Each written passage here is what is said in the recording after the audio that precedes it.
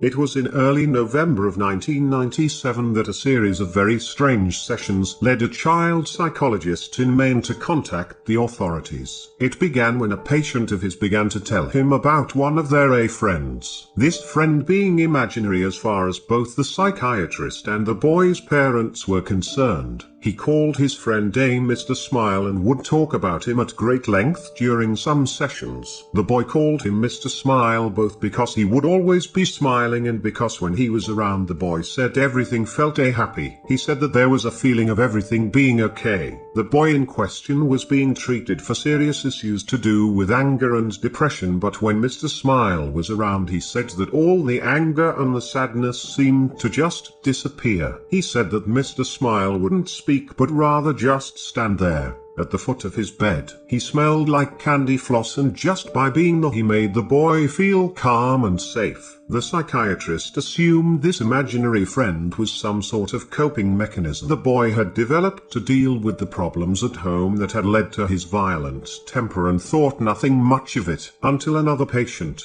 a girl of about 9 years old, also began talking about her imaginary friend A Mr. Smile, and then a boy of 7, and then a boy of 12, and then a girl of 11. All in all, close to 15 separate patients all began to talk to him about Mr. Smile. The first few he'd put down to coincidence, a broken bar after all. Many children have imaginary friends, and the name and description of A Mr. Smile were just generic enough that it didn't concern him too much at first. But as more and more of his patients told him about Mr. Smile, he began to grow concerned. He asked for more details. Every single one of them described him the same way, using the exact same words. Now there was no way that all of these children could be in contact with each other. 5 of them, for instance, were currently being homeschooled, and according to their parents, when he spoke to them, never really even left the house, except when it was to accompany them on shopping trips and the like. There was no way that every single one of these kids could have rehearsed or prepared their statements together, which led him to a deeply disturbing conclusion. He spoke privately with each of the children's parents one at a time. He avoided disclosing too much information, but told them that something troubling had cropped up in multiple sessions with various patients, and that he believed that there was a chance their child was at risk.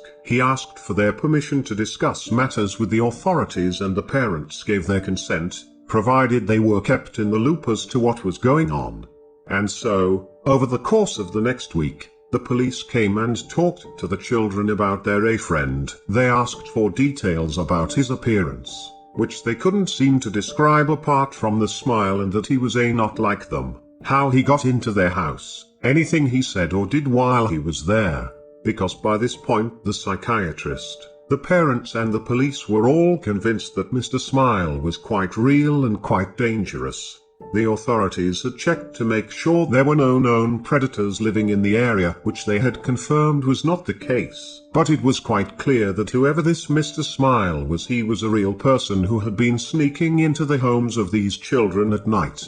None of the children claimed to know how he got in. They said they would just wake up and he'd be there at the foot of their bed. Sometimes they said he would be singing something, but not in English. It sounded like a lullaby. They said it made them feel safe. Finally, the children were asked to draw Mr. Smile. As they couldn't put into words how he looked, each and every one of the children picked up a red crayon and proceeded to color in the entire page until it was just a rectangle of red. When asked about this, they insisted that they had drawn Mr. Smile. When asked where his head, arms and legs were, they would insist that they had drawn those. They claimed that they had drawn a perfect picture of the man at the foot of their bed, and when they were told that they had simply colored in the page and not drawn anything at all, they became deeply angry, feeling that they were being accused of lying and insisting that what they had drawn was a picture of the man they had seen.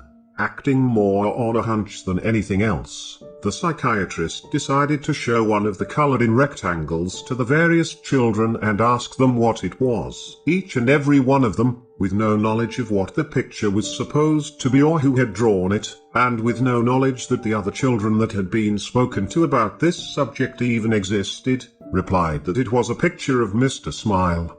Cameras and baby monitors were placed in the children's rooms so that they could be monitored. Many of the parents simply stopped sleeping altogether, staying up all night, staring at the screens that displayed where their children slept. At no point did anyone enter or exit the bedrooms. No sounds except for them snoring or occasionally talking in their sleep were heard over the baby monitors. There was no sign of Mr. Smile. After almost 2 weeks of this, many of them began to doubt that Mr. Smile had ever existed. Other psychiatrists since have put the whole thing down to some strange, shared delusion that while it couldn't be explained yet did not have any basis in reality. Some suggested that maybe this whole Mr. Smile thing had its basis in a TV show or film that the children had all watched, leading them all to dream up something similar.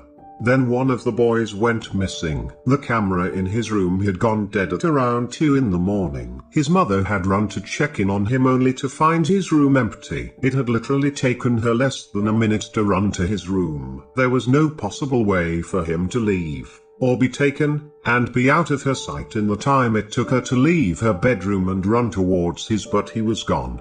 She said there was a smell like cotton candy in the room. The search for the boy turned up nothing. No one had seen anything strange or unusual around the home before or during the disappearance, and no trace of him was ever found. It was less than a week later that one of the girls who had spoken of a Mr. Smile vanished as well. Then another of the boys. One by one each of them began to disappear, until only 4 remained. The 4 remaining children began to talk about how a Mr. Smile and his friends were going to take them away soon. When asked about these friends, they talked about how Mr. Smile lived with the other smiling men in a happy place and that he would take them there soon. They said that there were lots of people there already and that in the happy place everything was beautiful. They said that they knew about it because Mr. Smile talked to them in their heads because he couldn't talk like other people did, and that he would show them pictures in their heads of the place they were going.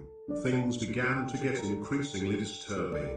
After a few weeks, the children began complaining of headaches and nausea. Their schools reported that they had begun to suffer hallucinations, and 2 of them started complaining that they didn't like the place that a Mr. Smile was showing them anymore. One began screaming for half an hour, acting as if they were having a fit and screaming for the colors to stop, that the colors were horrible and that they needed them to go away. One of the children claimed that Mr. Smile was talking to them in their head all the time now and was telling them things, terrible things, but that they couldn't talk about it, that they mustn't because then their parents would know about the terrible things too. The psychiatrist asked them to write down what Mr. Smile was saying, promising that he would show it to no one, managing to gain the trust of one of the boys enough that he agreed. The contents of the book are known only to him and the authorities, but whenever anyone involved has been asked about it, they just get real quiet and quickly find an excuse to change the subject. The children stopped sleeping. Footage from the security cameras showed them sitting bolt upright, their eyes unblinking, just staring at the wall without moving or making a sound. Sedatives did nothing. One of the girls began cutting strange circular marks into her skin, while 2 of the boys ceased communicating in English altogether. The language they spoke was never identified, and despite numerous people being asked to listen to them, they could not translate what they were saying. By the start of 1999, all 4 of the children had vanished into thin air. There was no trace of who took them. Searches have turned up nothing to this day, with no indication of where they are or if they're even dead or alive. No suspects have ever been found, either a broken bar. All 4 of them appeared to simply vanish into thin air, much like the others, all of whom also remain missing, their disappearances unexplained.